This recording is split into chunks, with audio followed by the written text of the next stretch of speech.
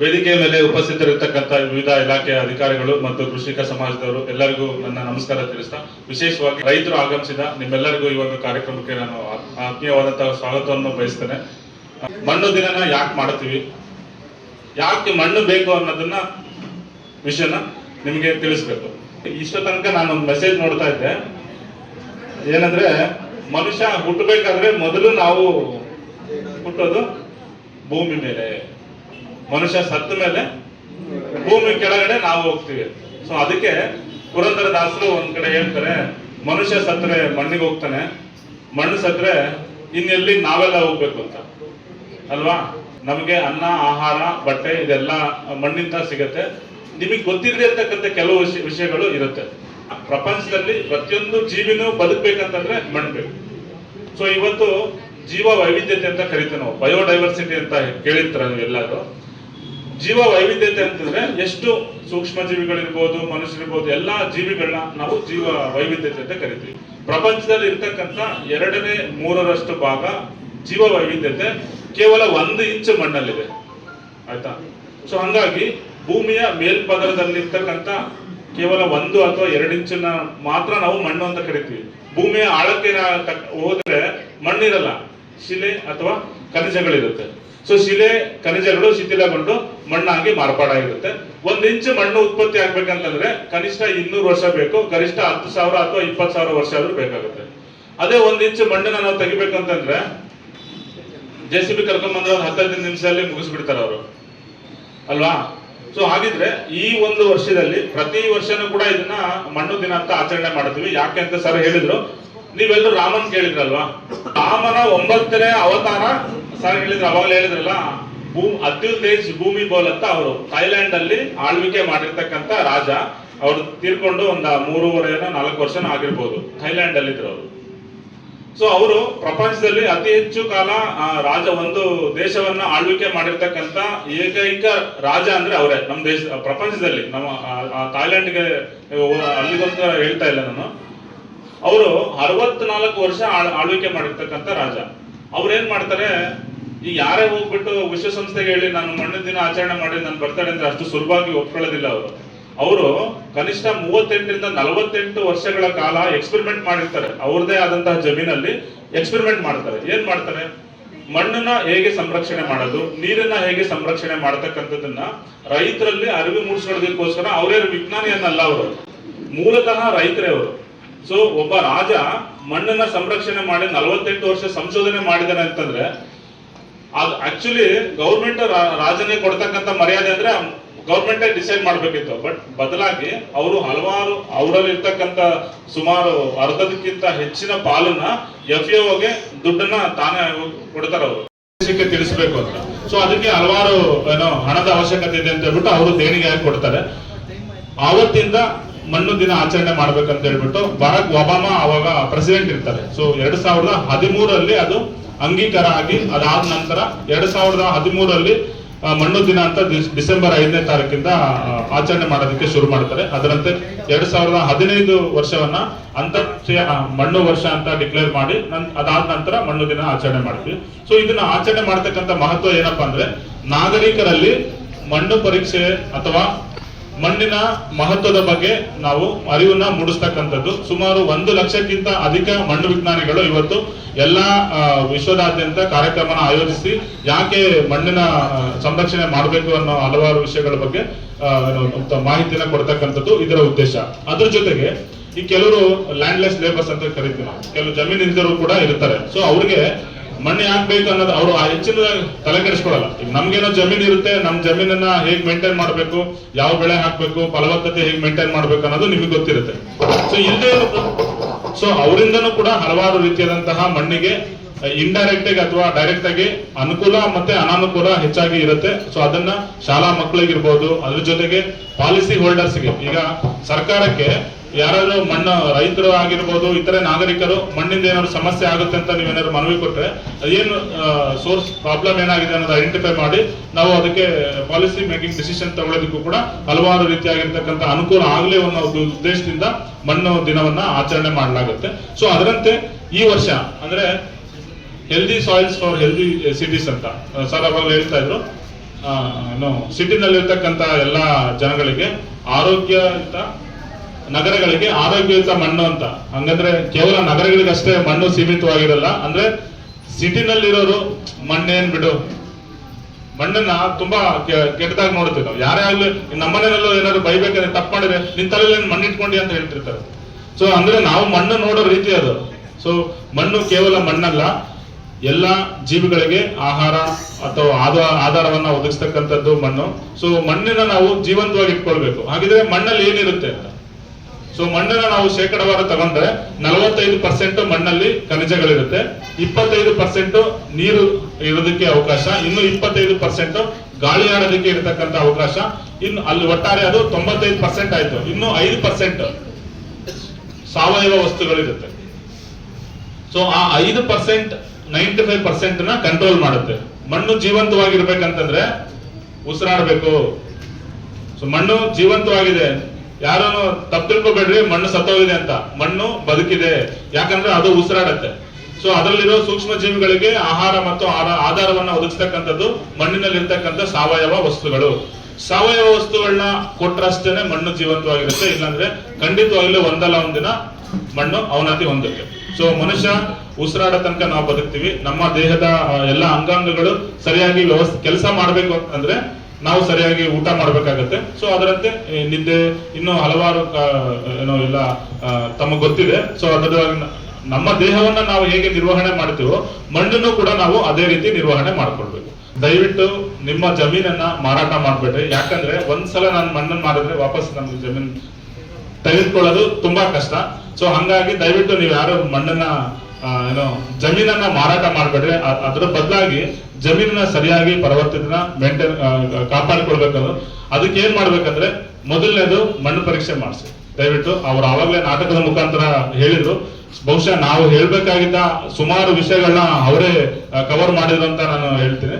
ಮಣ್ಣು ಮಾದರಿಯನ್ನ ತೆಗೆಯೋದು ಹೇಗೆ, ಮಣ್ಣಿನ ಅವಶ್ಯಕತೆ ಹೇಗೆ, ಅದು ಮತ್ತೆ ಸಾಯಿಲ್ ಹೆಲ್ತ್ ಕಾರ್ಡ್ ನ ಹೇಗೆ ಬಳಸ್ಕೊಳ್ಬೇಕು ಅನ್ನೋ ಒಂದು ವಿಚಾರವನ್ನ ನಮ್ಮ ಕೃಷಿ ವಿಜ್ಞಾನ ಕೇಂದ್ರದಲ್ಲಿ ನಾವು ಫೇಸ್ಬುಕ್ ಚಾನೆಲ್ ಅಲ್ಲಿ ಇದೀವಿ. ಸೊ ಅದೇ ರೀತಿ ಯೂಟ್ಯೂಬ್ ಅಲ್ಲೂ ಕೂಡ ನಾವಿದೀವಿ. ಸೊ ನೀವು ಅದರಲ್ಲೆಲ್ಲಾನು ಕೂಡ ಮಾಹಿತಿನ ತೆಗೆದುಕೊಳ್ಬಹುದು. ಅದನ್ನ ಮುಂದುವರೆದು ಸೊ ಮಣ್ಣನ್ನ ಜೀವಂತವಾಗಿ ಹೇಗೆ ಇಡಿಸೋದು ನಾವು ಅಂತ ಮಣ್ಣು ಪರೀಕ್ಷೆ ಮಾಡ್ತೀವಿ. ಸೊ ಮಣ್ಣು ಪರೀಕ್ಷೆ ಮಾಡೋದ್ರಿಂದ ಏನ್ ಅನುಕೂಲ ಅಂತ. ಸೊ ನನಗೆ ತಿಳಿದಿರೋ ಹಾಗೆ ಹೊಸಕೋಟೆ ಭಾಗದಲ್ಲಿ ಇರ್ತಕ್ಕಂಥ 75% 80% ಮಣ್ಣುಗಳು ಆಮ್ಲೀಯ ಮಣ್ಣುಗಳು. ನಮ್ಗೆ ತಿಳಿದಿರೋ ಹಾಗೆ ಅಂದ್ರೆ ಆಮ್ಲೀಯ ಮಣ್ಣು ಅಂತಂದ್ರೆ ಮಣ್ಣಿನಲ್ಲಿ ಹುಳಿ ಅಂಶ ಜಾಸ್ತಿ ಇರುತ್ತೆ. ಸೊ ಹಾಗಾಗಿ ಇಂಥ ಮಣ್ಣಿಗೆ ಸುಣ್ಣನ ಸೇರಿಸೋದು ಒಳ್ಳೆಯದು. ಸುಣ್ಣ ಎಷ್ಟು ಸೇರಿಸಬೇಕಾಗುತ್ತೆ? ಕನಿಷ್ಠ ಒಂದು 200 ರಿಂದ 250 kg 1 ಎಕರೆಗೆ ಸುಣ್ಣವನ್ನ ನೀವು 3 ವರ್ಷ ಅಪ್ಲೈ ಮಾಡಬೇಕು. ಸೊ ಅದು ಮಣ್ಣಿನ ಸುಧಾರಕ, ಅಂದ್ರೆ ಮೊದಲು pH ನ ತಟಸ್ಥ ಸ್ಥಿತಿಗೆ ತರೋದಕ್ಕೆ ಅನುಕೂಲ ಮಾಡಿಕೊಡುತ್ತೆ. ಅದಾದ ನಂತರ ಮಾಗಿ ಉಳುಮೆ ಮಾಡಬೇಕು. ಸೊ ಮಾಗಿ ಉಳುಮೆ ನಂತರ ಕೊಟ್ಟಿಗೆ ಗೊಬ್ಬರ ಹಾಕ್ಬೇಕು. ಕೊಟ್ಟಿಗೆ ಗೊಬ್ಬರ ಜೊತೆಗೆ ನಾವು ಸುಸ್ಥಿರ ಮಣ್ಣು ನಿರ್ವಹಣೆ ಕ್ರಮದಲ್ಲಿ ನೋಡೋದಾದ್ರೆ ಹಿಂಡಿಗಳನ್ನ ಸೇರಿಸಬೇಕು. ಆಮೇಲೆ ಕೊಟ್ಟಿಗೆ ಗೊಬ್ಬರ ಆಗ್ತಕ್ಕಂಥದ್ದು, ಅದ್ರ ಜೊತೆಗೆ ಜೈವಿಕ ಗೊಬ್ಬರ ಅಂತ ಸಿಗುತ್ತೆ. ಸೊ ನಮ್ಮ ಕೇಂದ್ರದಲ್ಲಿ ನಾವು ಜೈವಿಕ ಗೊಬ್ಬರಗಳನ್ನ ಉತ್ಪತ್ತಿ ಮಾಡಿ ನಾವು ಮಾರಾಟ ಮಾಡ್ತೀವಿ.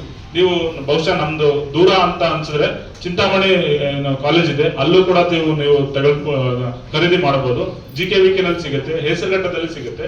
ಜೈವಿಕ ಗೊಬ್ಬರನ ಕೊಟ್ಟಿಗೆ ಗೊಬ್ಬರ ಜೊತೆ ಮಿಕ್ಸ್ ಮಾಡಿ ನೀವು ಬಳಸಬೇಕು. ಹಲವಾರು ಜನ ಏನ್ ಮಾಡ್ತಾರೆ ಅಂದ್ರೆ ಜೈವಿಕ ಗೊಬ್ಬರ ತಗೊಂಡು ರಾಸಾಯನಿಕ ಗೊಬ್ಬರ ಅಂದ್ರೆ ಲಾಗೋಡ್ ಜೊತೆ ಮಿಕ್ಸ್ ಮಾಡ್ತೀರಾ. ಖಂಡಿತವಾಗ್ಲೂ ಅದು ಒಳ್ಳೇದಲ್ಲ. ಸೊ ಲಾಗೋಡು ಅಂದ್ರೆ ಅದು ಜೀವ ಇಲ್ಲದೆ ಇರೋದು, ಮಿನರಲ್ ಮಿಕ್ಸ್ಚರ್ ಅದು. ಸೊ ಭೂಮಿಯಿಂದ ಖನಿಜನ ಎಕ್ಸ್ಟ್ರಾಕ್ಟ್ ಮಾಡಿ ಗೊಬ್ಬರ ಮಾಡಿರ್ತಾರೆ ಆಸಿಡ್ ಅನ್ನ ಹಾಕ್ಬಿಟ್ಟು. ನಾನು ಆಸಿಡ್ ಜೊತೆ ನೀವು ಯಾರಾದ್ರು ಆಸಿಡ್ ಅನ್ನ ನಾಲ್ಗೆ ಮೇಲೆ ಹಾಕೊಂತೀರಾ? ಕೈ ಮೇಲೆ ಹಾಕೊಂಡ್ರೆ ಸುಟ್ಟೋಗುತ್ತೆ. ಇನ್ನು ನಾಲ್ಗೆ ಮೇಲೆ ಹಾಕೊಂಡು ಇನ್ನಂಗಾಗುತ್ತೆ ಹೇಳಿ. ಸೂಕ್ಷ್ಮ ಜೀವಿ ಗೊಬ್ಬರನ ಲಾಗೋಡ್ ಜೊತೆ ಮಿಕ್ಸ್ ಮಾಡಿದ್ರೆ ಅದು ಸುಟ್ಟೋಗುತ್ತೆ. ಸೊ ಹಂಗಾಗಿ ಸೂಕ್ಷ್ಮ ಜೀವಿಗಳೆಲ್ಲ ಸತ್ತೋಗುತ್ತೆ. ದಯವಿಟ್ಟು ಸೂಕ್ಷ್ಮ ಜೀವಿ ಗೊಬ್ಬರ ಅಥವಾ ಜೈವಿಕ ಗೊಬ್ಬರನ ಕೊಟ್ಟಿಗೆ ಗೊಬ್ಬರದ ಜೊತೆಗೇನೆ ಕೊಡ್ಬೇಕು ನೀವು, ಆಯ್ತಾ? ಇದಾದ ನಂತರ ಬೆಳೆ ಪರಿವರ್ತನೆ ಮಾಡ್ಬೇಕು. ಒಂದೇ ಬೆಳೆನ ಬೆಳೆಯೋದಲ್ಲ. ಬರೀ ಟೊಮಾಟೋಗೆ ರೇಟ್ ಜಾಸ್ತಿ ಸಿಗುತ್ತೆ ಅಥವಾ ನವಿಲುಕೋಸಿಗೆ ರೇಟ್ ಜಾಸ್ತಿ ಸಿಗುತ್ತೆ ಅಂತೇಳಿ ಕೇವಲ 2 ಬೆಳೆ ಬೆಳೆಯೋದಲ್ಲ. ಅಟ್ಲೀಸ್ಟ್ ಬೆಳೆ ಪರಿವರ್ತನೆ ಮಾಡಿದ್ರೆ ನಿಮ್ಗೆ ಒಂದೇ ಬೆಳೆಗೆ ಬೆಳೆನಲ್ಲೂ ಕೂಡ ಜಾತಿಗಳಿದಾವೆ. ಸೊ ಹಲವಾರು ಜಾತಿಗಳಿರುತ್ತೆ. ಈ ಉದಾಹರಣೆಗೆ ಆಲೂಗಡ್ಡೆ, ಬದನೆಕಾಯಿ ಮತ್ತೆ ಮೆಣಸಿನಕಾಯಿ ಅಂತ ಹೇಳ್ತೀವಲ್ವಾ, ಅವೆಲ್ಲ ಒಂದೇ ಜಾತಿಗೆ ಬರ್ತಕ್ಕಂತ ಬೆಳೆಗಳು. ನೀವು ಅದೇ ಬೆಳೆನ ಹಾಕಿದ್ರೆ ಬದನೆಕಾಯಿ ಬಂದಿರೋ ರೋಗ ಅಥವಾ ಕೀಟ ಟೊಮಾಟೋಗೂ ಬರುತ್ತೆ, ಅದು ಮೆಣಸಿನಕಾಯಿಗೂ ಬರುತ್ತೆ, ಅಥವಾ ಆಲೂಗಡ್ಡೆಗೂ ಕೂಡ ಬರುತ್ತೆ. ಸೊ ಹಂಗಾಗಿ ಬೆಳೆ ಪರಿವರ್ತನೆ ಮಾಡಬೇಕು. ಸೊ ಬೆಳೆ ಪರಿವರ್ತನೆ ನಿಮ್ಗೆ ಗೊತ್ತಿದ್ದೇನಲ್ಲ, ರೇಟ್ ಸಿಗುತ್ತೆ ಅನ್ನೋ ಒಂದು ನಾವು ಆಸೆಯಿಂದ ಒಂದೇ ಬೆಳೆನ ಅಳವಡಿಕೆ ಮಾಡ್ಕೊಂಡು ಬಿಡ್ತೀವಿ. ಇಲ್ಲ ಅಂದ್ರೆ ನೆಮಟೋಡ್ ಪ್ರಾಬ್ಲಮ್ ಅಥವಾ ವೈರಸ್ ಪ್ರಾಬ್ಲಮ್ ಜಾಸ್ತಿ ಆಗುತ್ತೆ. ಬೆಳೆ ಪರಿವರ್ತನೆ ನಂತರ ಏನ್ ಮಾಡ್ಬೇಕಂದ್ರೆ ಅಂತರ ಬೆಳೆನ ಬೆಳಿಬೇಕು. ಮತ್ತೆ ಕೆಲವರು ಏನ್ ಮಾಡ್ತಾರೆ ಅಂದ್ರೆ ಕೇವಲ ಒಂದೇ ತರನಾದಂತ ಬೆಳೆದಿರ್ತೀರ, ಜಮೀನ್ ಸುತ್ತ ನಾವು ಕೆಲವೊಂದು ಕೀಟ ಅಥವಾ ರೋಗಗಳು ಕಡಿಮೆ ಆಗಲಿ ಅನ್ನೋದನ್ನ ನಾವು ಬಾರ್ಡರ್ ಕ್ರಾಪ್ಸ್ ನ ರೆಕಮೆಂಡೇಶನ್ ಮಾಡಿರ್ತೀವಿ, ಅದನ್ನ ಮಾಡಬೇಕು. ಅದಾದ ನಂತರ ಕೊಟ್ಟಿಗೆ ಗೊಬ್ಬರ ಎಷ್ಟು ಕೊಡಬೇಕು ಅಷ್ಟು ಕೊಡಬೇಕು. ಕಡ್ಡಾಯವಾಗಿ ನ್ಯಾನೋ ಗೊಬ್ಬರಗಳನ್ನ ಬಳಸಿ, ಅದು ಒಳ್ಳೇದು. ಹಾಗಂತ ನ್ಯಾನೋ ಗೊಬ್ಬರ ಅಪ್ಲೈ ಮಾಡ್ಬಿಟ್ಟು ಯೂರಿಯಾ ಹಾಕ್ದಂಗೆ ಬಿಡೋದು ಒಳ್ಳೇದಲ್ಲ. ನೀವು ಶಿಫಾರಸು ಮೂಲ ಗೊಬ್ಬರದಲ್ಲಿ ಏನು ಕೊಡಬೇಕು ಅದನ್ನ ಕೊಡಬೇಕು. ಅದಾದ ನಂತರ ವಿವಿಧ ಹಂತಗಳಲ್ಲಿ ಗೊಬ್ಬರ ಕೊಡುವಾಗ ಒಂದು ಪರ್ಯಾಯ ಗೊಬ್ಬರವಾಗಿ ನ್ಯಾನೋ ಗೊಬ್ಬರನ ಕೊಡಬೇಕಾಗುತ್ತೆ. ಸೊ ಈ ಎಲ್ಲಾ ಕ್ರಮಗಳಿಂದ ಜೊತೆಗೆ ಸಮಗ್ರ ಪೋಷಕಾಂಶ ನಿರ್ವಹಣೆಯಿಂದ ಅಷ್ಟೇನೆ ನಾವು ಮಣ್ಣನ್ನ ಜೀವಂತವಾಗಿ ಇಡಬೇಕಾಗತ್ತೆ. ಇಲ್ಲ ಅಂತಂದ್ರೆ ಖಂಡಿತ ಅದು ಆಗಲ್ಲ. ಹಲವಾರು ಜನ ಏನ್ ಮಾಡ್ತೀವಿ, ನೀವೆಲ್ಲರೂ ಹೆಚ್ಚಿಗೆ ಬಳಕೆ ಮಾಡತಕ್ಕಂಥ ರಾಸಾಯನಿಕ ಗೊಬ್ಬರ ಯಾವ್ದಂತ ಹೇಳ್ತೀರಾ? ಯಾರು ಒಬ್ರು ಹೇಳ್ಬೋದು? DAP, ಆಮೇಲೆ 10, 26, 20, 20, 013 ಅದು ಹೆಚ್ಚಿಗೆ ಅದನ್ನೇ ಬಳಸ್ತೀರಾ. ನೀವು ಬಳಸ್ತೀರಾ ಅಂತ ಅವರು ಅದನ್ನೇ ಬಳಸ್ತಾರೆ, ನೀವಿಬ್ರು ಬಳಸ್ತೀರ ಅಂತ ಹಿಂದ್ಗಡೆಯವರು ಅದನ್ನೇ ಬಳಸ್ತಾರೆ. DAPನೇ ಜಾಸ್ತಿ ಬಳಸಿದ್ರೆ ಮಣ್ಣಲ್ಲಿ ರಂಜಕ ಬಿಲ್ಡಪ್ ಆಗ್ತಾ ಹೋಗುತ್ತೆ.